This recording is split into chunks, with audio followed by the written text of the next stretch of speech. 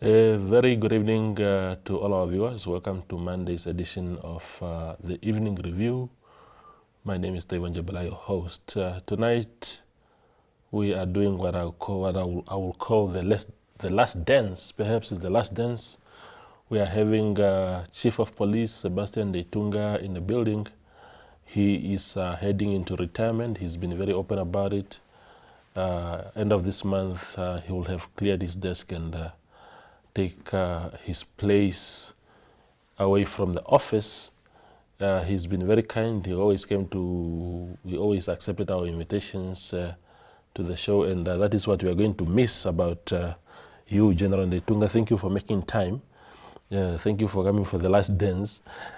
What is going through your mind right now? You're a career policeman, and that chapter is coming to an end. What is going through your mind? No, I have no troubled mind. Yeah. I know that since from the beginning, when you take up this job, your job is regulated by laws, and those laws dictate when you start, and also they dictate what are the possible exit ways. Yeah. And the one of the exits is the honorable discharge. Yeah. When you reach a certain age, and you as a person, you know already that I'm a public servant. When I reach a certain age that is regulated by law, you don't need to be told that tomorrow you are going. It is already by law. You should prepare yourself. And that is the good thing of it, because you know already that when I reach this age, I have to exit, and the others has to come. So what is in my mind is that I'm ready to go. To go home and venture into any other things. Indeed. Whether it's to stay at home and look after chicken or goats or whatever is available. Yeah. Indeed. So what kind of police force are you leaving behind? What kind of police institution are you leaving behind? In what shape are you leaving the police? I should be proud to say I'm leaving a police force that is a force to reckon with, a force that is very professional, a force that we have molded to make sure that they know how to fulfill their mandate in a democratic society. A force that has got still room to grow, room to improve. And I'm glad that I contributed together with my management to shape the force, to know the mandate of a police force in a democratic society. So that is the force that we are leaving behind, and those who are coming after us, we urge them to continue improving on the professionalism of the force. What is that one thing? I know that there are many, but what is the one thing that stood out for you in those 17 years or so that you've been in that position that you say, this was a career highlight? First and foremost, when you are given a task by the nation, and more particularly when you are given, you are at the top of an organization, you would love, and the public and the community, the country would love to see a revolutionary growing, progressive of the force. You have an objective, you have an aim and objective to where do you want this force to be. Since I started this from 17 years ago, I wanted to make sure that this force is a force to be, the police force is a force to be reckoned with, or to be reckoned with in the region and in the world. And I'm proud that we have designed the different curriculum of training, and we produced top detectives. We produced scientists for the forensic lab. We produced leaders of different levels. that are leading the regions, leading the divisions and the directorates. So we produced professional officers. Even if you see them in the meeting or wherever, you can say, yes, these are products of the Namibian police force. So I'm proud to have, together with the management of the force, really to have brought the force at a certain level, and also the growth of the force. Remember when the country became independent, I think the force were around even 500, less than 1,000. And today we are talking about 14,000 plus. So we have grown the force, and we continue growing the force because the service to the public, the police service is really in demand because our population is growing, our population is scattered, and you have to make sure that the service is taken where really is needed by the public. Yeah. Can you give us an exclusive revelation on the show tonight so that I go and say it was revealed first on the evening review who your predecessor is going to be? I don't want to... Successor. Successor. I don't want to step in the territory, in the terrain which is not mine. Because the appointment of an inspector general is not made by me. And there are processes and the procedures that need to be followed until to advise the head of state whom should be appointed. So it is it will be unacceptable for me to say who should be there because I have got that mandate. I don't have that mandate. I hear you. But what I'm sure is that someone will come. I think you said recently that you gave some names to the president or something to that effect. No, the names are submitted to the Security Commission. The Security Commission is the one to advise the president that this candidate is the preferred one because meet all the necessary requirements, and they in their mind that is the best candidate, and then the president appoints. No, it makes sense. Do you have political ambitions? I mean, it's a wealth of knowledge and expertise that you are taking away from this office, since you won't be involved anymore. If the president or anybody else calls on you later and say, "Look, Sebastian, we want to make you the Minister of Defense or Police or whatever, or any other capacities," is it something that you'll be ready to take up? No, I don't have any political ambitions. But as a patriot, you should always be ready to serve your country where your service is needed.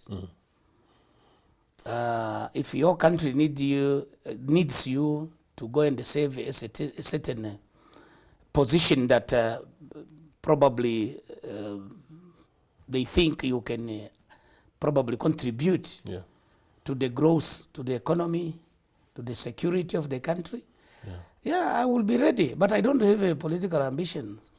Only that you should always be ready to sacrifice for your country. So there's nothing on the table right now, some sort of offer, or are you considering a number of them already? No, there's nothing on the table. At least there is nothing. Even the table which I used to use is clean. Tell me about this avalanche of appointments that you've made in recent weeks. You have really made some high-level appointments, and some people are wondering, why are you making appointments while you're on your way out? Why don't you leave that to your successor? No, I'm still Inspector General Police until the 31st of August. And I still have to perform until the last day. The appointment transfer that I made, maybe it's a coincidence. some regional commander, they have retired and they are gone. The office needed to be manned. I needed to appoint and I needed to make sure that, of course, all these appointments that I'm doing, promotions, I discuss with the management of the force. Likelihood, maybe someone who is going to be appointed to be Inspector General will come in from the management. I don't know. But I have to make sure that I coordinate everything with all my colleagues that I'm leaving behind. And we have to agree, this one sits there, this one sits here. It's not a one-man show. Yeah, yeah. I have to coordinate with my colleagues that I'm going to leave behind. Yeah. And it's not something that probably I'm trying to do because I'm going. No, it's just part of the routine of management of the force. Yeah, it's the timing, Inspector General, that is a bit suspect. That somehow you've had all this time and then suddenly, as you walk out of the door, you then say, like they do, like African presidents do, Dos Santos leaving, and then you plant someone that you think maybe will protect you or will do this or that. Maybe you don't need protection in that sense. But the timing is what people think is... Which timing? Timing of retiring? Yes. Those people, I'm not the one who said they should retire. But when they are gone, I have to fill the position while I'm there. Yeah. Otherwise, the service of the police will suffer in the regions. I hear you. You see? Yeah. It's not timing. As I said, it's a routine. It's a regular issues. Those who are exiting, we have to fill the position. Yeah. When I exit, my position has to be filled. Yeah. The president will not wait for 2024 when he is going to fill my position. I hear you. Yeah, the position has to be filled. Yeah. We go for a quick break and then return for the second part of the show.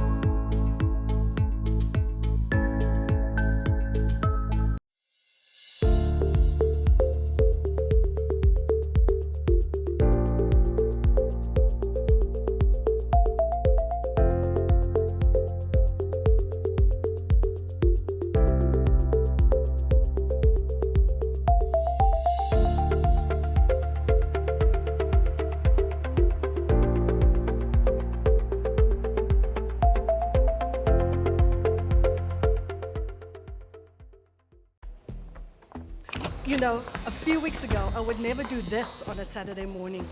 Back then, I was standing in line all day. Now it's just like that. You are using the FNB banking app like I told you. Girl, it saved my weekend. Now I can do all my banking on this. Payments, transfers, checking statements. Even opening accounts. Just like that. Oh, did I tell you what my husband did? Even me, I want to save time with the, what's the name of the app? FNB app. Don't be left behind. Make the switch to the FNB app, online banking or cell phone banking, and change the way you bank to change your life. FNB, how can we help you?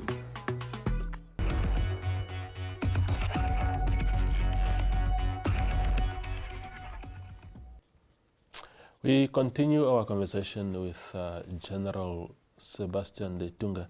Now, General, one of the topical issues in this moment that you are living is the issue around what transpired. One of the biggest topical issues where the name of the police and even your own name is mentioned is the Phala Phala issue. Even in South Africa, there, I'm reading big newspapers there. General Sebastian Ndeitunga's name is in the mix there. What can you tell us about this issue? Because there's so much that doesn't seem to be making a lot of sense. What was the police role in this whole thing? I mean, the helicopter, for example, that went to pick up people from the border. Why would Namibian resources be used in an occasion like that?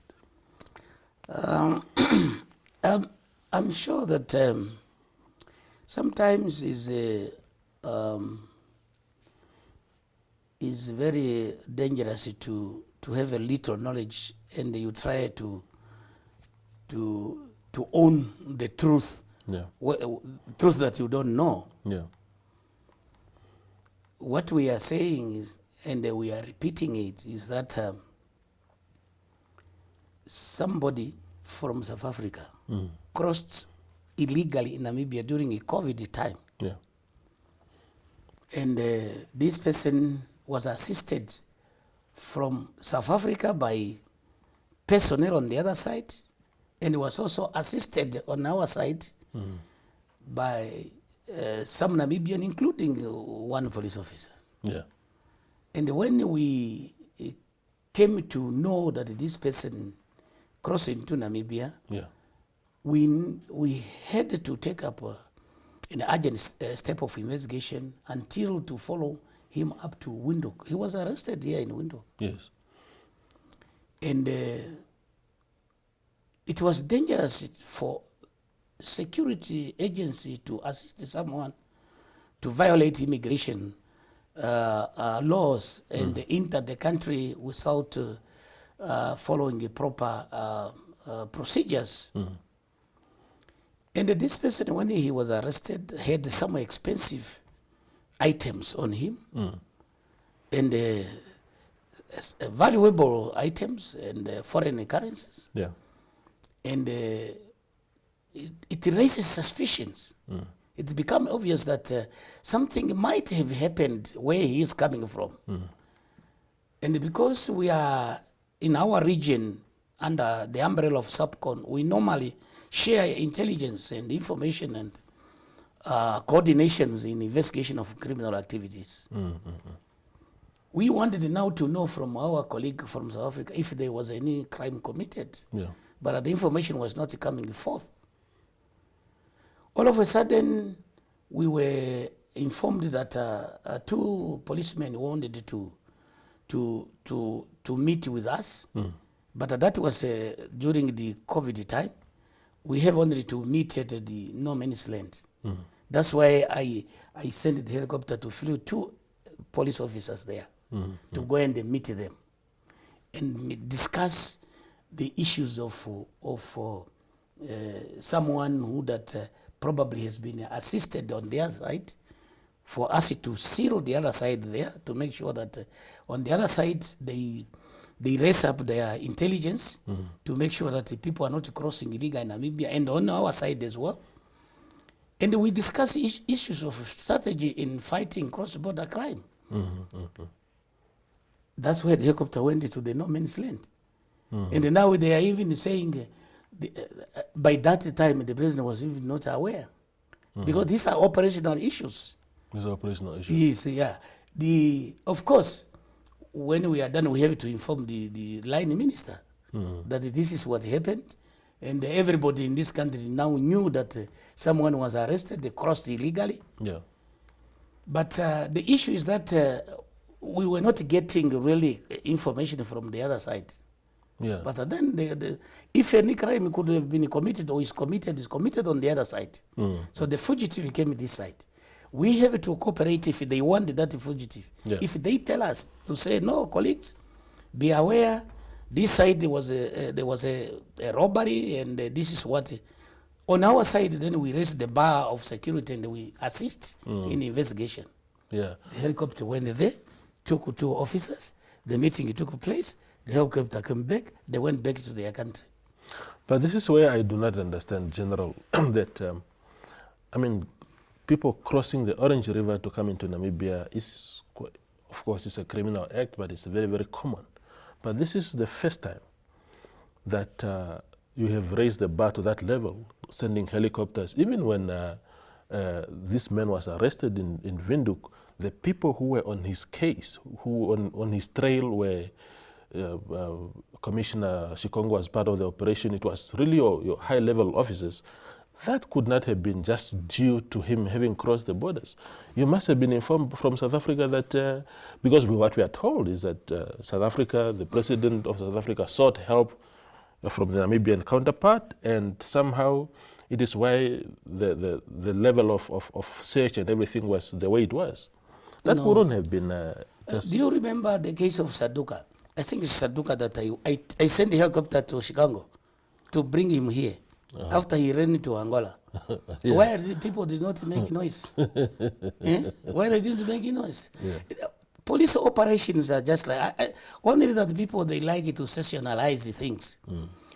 Our operations, normally we don't involve, not normally, we don't involve head of state in daily operations. We report, but we don't involve. If the president of South Africa, they discuss issues of the regional or the world situation, those are normal routine discussion, but not in this issue. At what point, General, sorry to cut you short, at what point did you become aware of the alleged theft at Phala Phala? Was it, at what stage of this whole commotion did you come to learn of that? The time we learned that this man was even deported from Namibia. When we learned that there was something in South Africa, it's when this man was already deported even from Namibia. You know, because when we arrested him, as you remember that we asked on the other side whether there was any robbery and whether there is a need of any assistance, and no information was coming over. Yeah. So this man was only charged on immigration issues and the custom issues. Yeah. And then he was deported. Yeah. Later on is when these things is coming out. But he was already in South Africa, was not here. Yeah. And even when we wanted to confiscate some of the issues that were suspected that he might have bought with probably, we were suspecting also money laundering and all those stuff. This item had to be returned to him because there was no case. There was no case. There's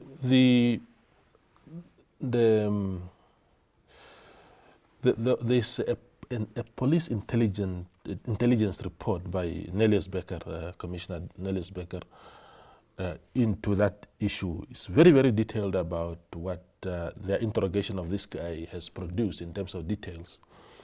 And at the time when you moved Commissioner Becker from head of investigations, serious investigations or whatever the division is called, to forensics, there was already a commotion at the time last year. People saying, what is, everybody filling the voids with their own speculative details.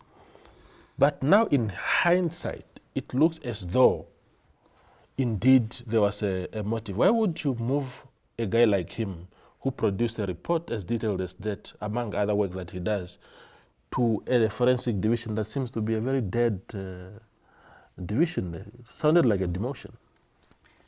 Yeah, to some. But to some of us, it is also a promotion to lead a scientific lab like that one. I don't know. Sometimes you need to go and see what is being produced there. Yeah.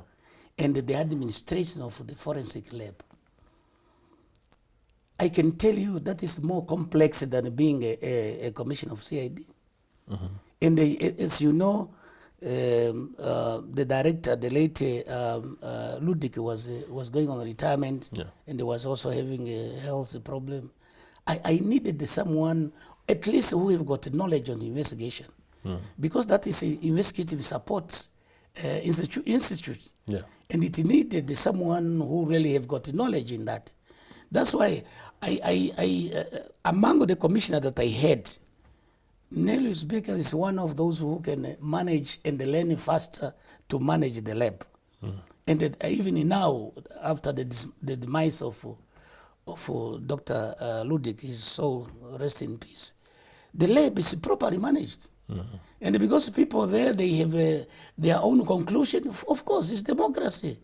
People, they can talk, it's fine, as long as behind all the move, there is no any malice. There's no malice. There is a genuine move to address the important issues of rendering scientific services supporting the investigation to our criminal justice system. So Well, how did your office handle his report, that report that started circulating later? You must have seen it, of course, as head of the police.